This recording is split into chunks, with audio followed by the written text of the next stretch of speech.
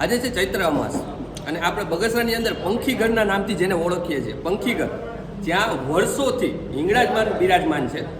તો એની આજે સુખડી પ્રસાદ વાંઝા જ્ઞાતિ સમાજ દ્વારા સરસ મજાનું એક દર વર્ષની જેમ આ વર્ષે પણ થયું હતું આયોજન. તો એને આપણે દર્શન કરશું માતાજીના અને આ વિશે વધારે માહિતી આપણે.